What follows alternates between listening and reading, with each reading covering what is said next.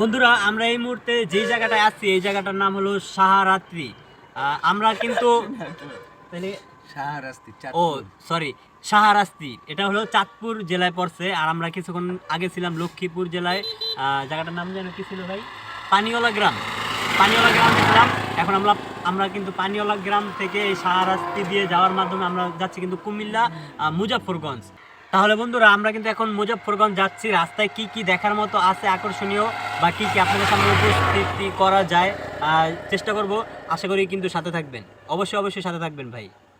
কস্তাকে থাকবেন কিন্তু আচ্ছা।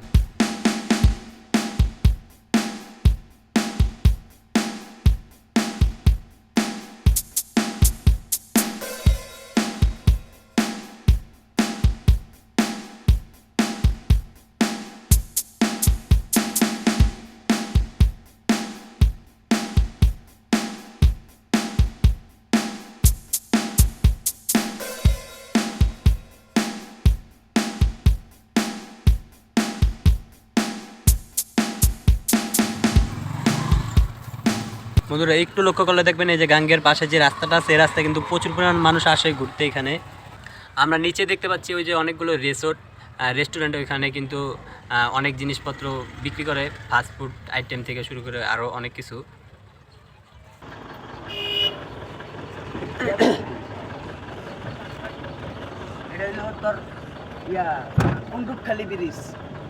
এই ব্রিজটার নাম হলো পুনরুখালী ব্রিজ। কি ব্রিজ? পুনরুখালী ব্রিজ। এখানে কিন্তু অনেক মানুষ ঘুরতে আসে দেখলাম। শাহরাস্তি চাঁদপুরে অবস্থান এটার। এখানে দেখতে পাচ্ছেন এই যে মোটরসাইকেল নিয়ে অনেক লোক আসছে, তারপরে যে গাড়ি নিয়ে আসছে। বাদিকে আমরা একটা গাড়ি দেখতে পাচ্ছি।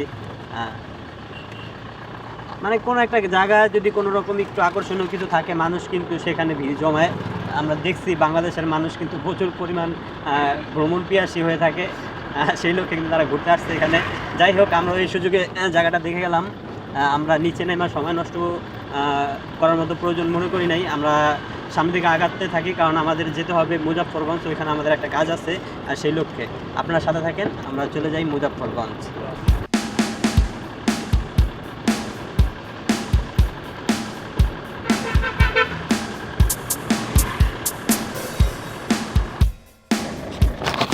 বন্ধুরা একটু লক্ষ্য করে দেখেন যে সামনে একটা চাচা মিয়া একটা অটোতে কতগুলি বস্তা নিছে। এই বস্তাগুলি গন্ত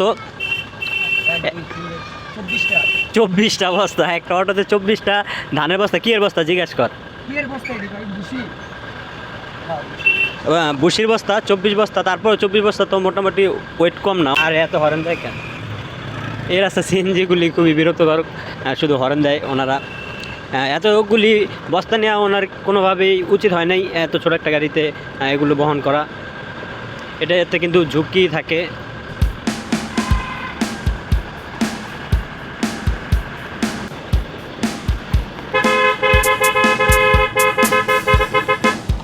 চিপাচাপা রাস্তায় বেশি হরেন দেওয়া দরকার, নইলে দেখা যায় যে ওই পাশ থেকে যে গাড়িটা আসে ও আমাকে দেখবে না বা বুঝতে পারবে না। এই যে বড় একটা গাড়ি আসছে, এই কারণে হর্নটা দিয়ে আমার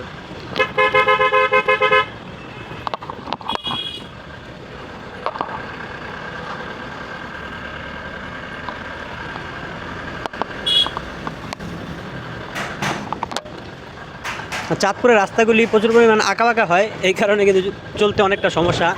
কারণ ওই পাশে একটা গাড়ি আসলে এই পাশের গাড়ি কিন্তু ওই পাশের গাড়িওয়ালারা দেখে না। হালকা একটু 19-20 যদি হয়, বোঝার মধ্যে ভুল বোঝাবুঝি যদি হয়ে যায় তাহলে কিন্তু বড়সড় দুর্ঘটনা হতে সময় লাগে না। সেজন্য একটু বুঝে শুনে আমাদের সামনে দিকে আগাতে হবে। বন্ধুরা আমরা অবশেষে মুজাফফরগঞ্জ চলে আসলাম। এখানে শীতের রাত্রে দেখেন গ্রামের হোটেলে কোনো রকম টিভি ছাড়া ওনারা বিভিন্ন নাটক দেখে অনেক রাত পর্যন্ত। যে আমরা দেখেন এই যে এই পাশে রাস্তা, আমরা এখন আছি। আমরা কিছুদিন পরে ঢাকা যাওয়ার উদ্দেশ্যে রওনা হব। ভাই এই ভাইয়ের হোটেলে আমরা আসছি। ভাই হাই বলেন হাই।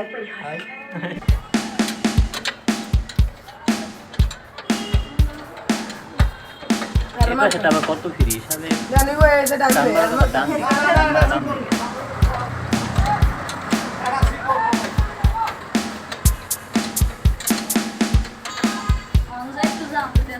গাড়ি ঠিক হবে তো মনে হয়।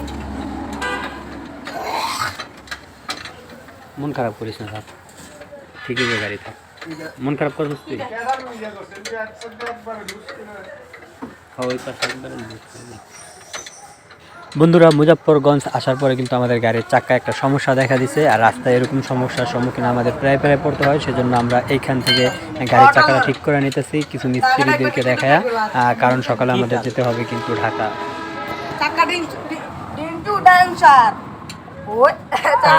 টায়ার মনে হয় এমনি রিং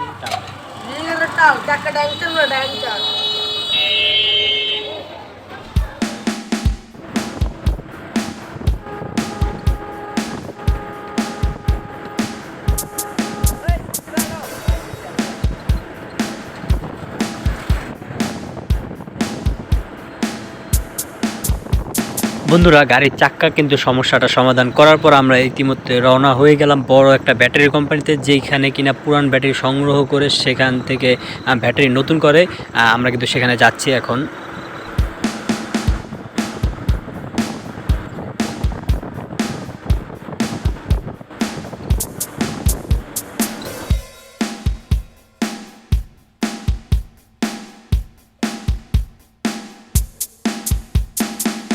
আমরা অবশেষে চলে আসলাম এই বিখ্যাত ব্যাটারি কোম্পানিতে। দেখেন কতগুলি ব্যাটারি, এরকম দৃশ্য কিন্তু সবার দেখার ভাগ্য হয় না।